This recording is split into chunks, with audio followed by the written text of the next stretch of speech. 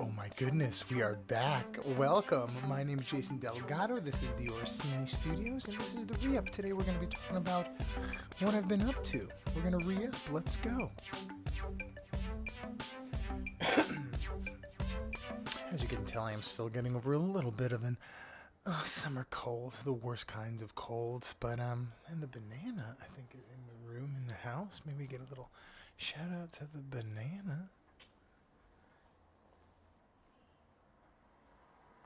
The banana. That is Benicio the man. He is chilling in the room during this recording of the re-up. Welcome back. It's good to see you. It's good for you to see me. Like I said, I had a little bit of a summer cold, trying to get over that. Trying to write new material, trying to get the stuff out there. You already know how it goes. But I wanted to re-up with you and rediscuss kind of what I've been up to. I had notes, but I don't have them out because, to be honest with you, I almost forgot to record this episode. I have a show tonight in about 30 minutes. I have to leave and prepare. And so I wanted to just record something to get it out there because I promised I would be back by September 10th. So this is that. And then pretty much what I've been up to is just writing stuff, writing material, new material. I'm trying to get a little bit edgier, trying to talk about things in a funny way, but that are also a little bit more topical. I do a little gun violence. So it's a little bit more topical stuff, a little bit more exciting for me because, you never know. If you're doing stuff about bathrooms, nobody's going to really take offense. But either way, somebody might have a little... So, I recently did a lesbian joke, and so I wanted to now do a gun violence joke. And so I'm little by little trying to kind of evolve as a comedian as far as the topics I'm talking about. Really, the time off was just to get over a cold. But it was also, now that I didn't have that kind of like schedule thing, I was able to just write and kind of just mull and think about things I wanted to do, new jokes and, whatnot. I saw the Chapelle special, so we'll talk a little bit about that.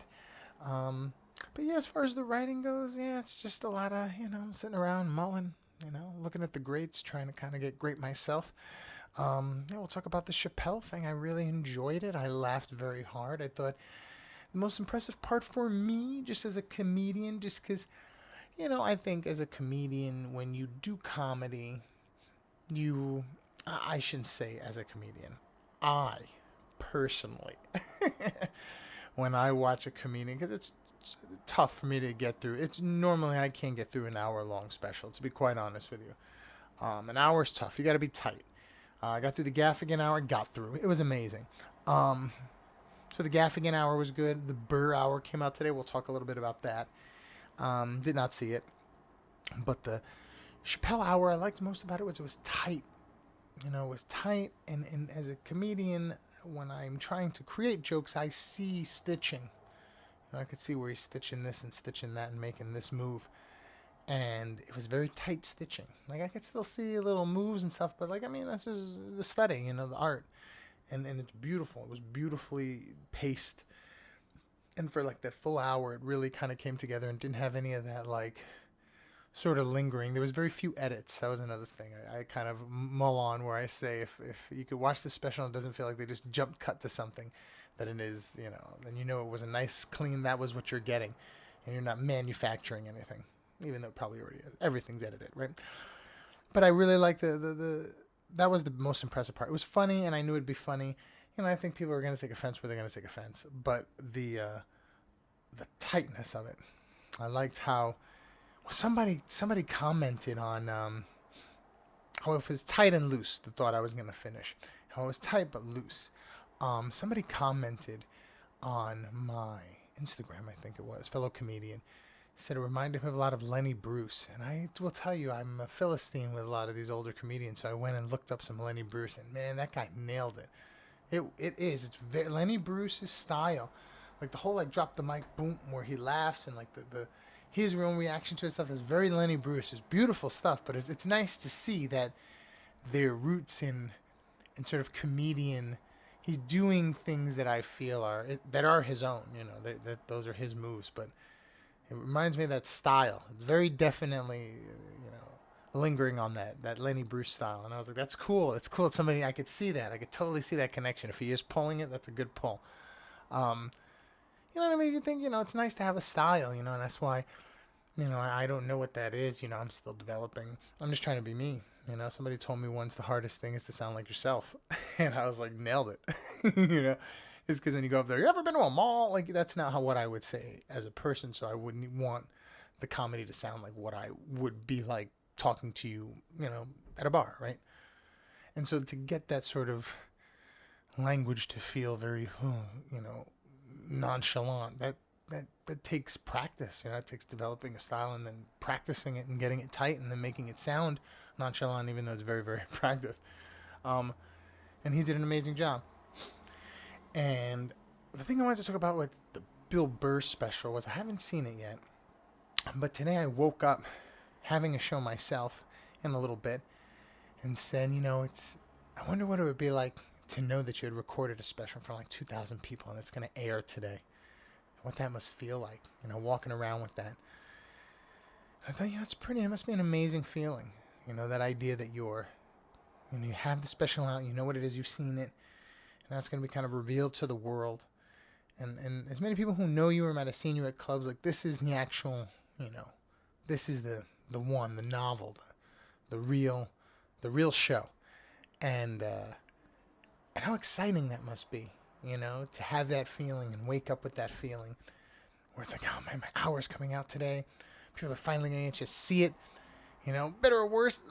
Like, that's very exciting. It's a very, very exciting feeling. I sort of imagined it to myself. You got to project and try to do your best to self-realize, manifest it, man. Got to manifest it. But I thought about, man, Bill must be feeling good today. And so shout out to Bill Burr. He's one of my favorites. And I was with him for a while as far as like comedians who I've watched. And, Burr's a king, man. So I'm really grateful. I can't wait to see it. But yeah, it must be an amazing feeling just to wake up with that. And I thought, today I have a show. And so it's, not quite as exciting, but it's still exciting for me. And I just think that there's that good feeling to kind of wake up and know you're still out there doing the thing and feeling good about it and having a sort of a, imagine doing it for like 20 years, 30 years. And now your big whammy's coming out. Like, that must be amazing. So I'm excited for Bill. I'm excited to be Bill one day. and I'm excited for my show tonight just because it is a cool show. There's a lot of good comedians, funny comedians. One of the comedians' birthday is coming up and I might do a roast. That is not something I've ever done. So I'm excited to see if I could test that skill. I'm going to write a little whammy and see how that goes. A roast whammy. Broaden the comedic horizons. But yeah, I'm excited. I'm excited about what's coming up. Got a couple episodes of support coming up, so that's exciting. New material coming out. A bus driving by. I have a show that I might produce. Might be producing an actual live comedy show. And yeah, lots of fun, exciting things coming up in the pipeline. So stay tuned here to the ReUp.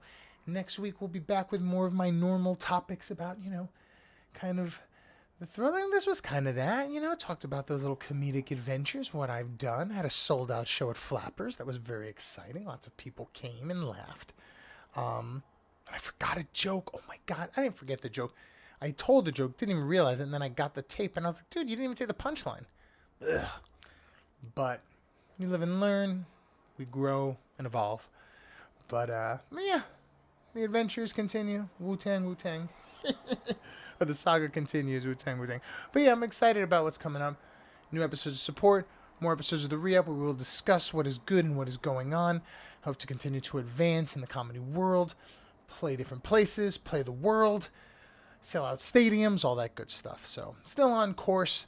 Just summer colds, man, take you out of the game, But in any case, it was good to re-up with you and rediscuss kind of what we do. It's a little bit of a short episode, but I must prepare my show this evening.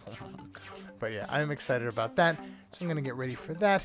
And we'll see you soon. We're going to do this again. Stay strong, flex positive, and we'll see you on the next one.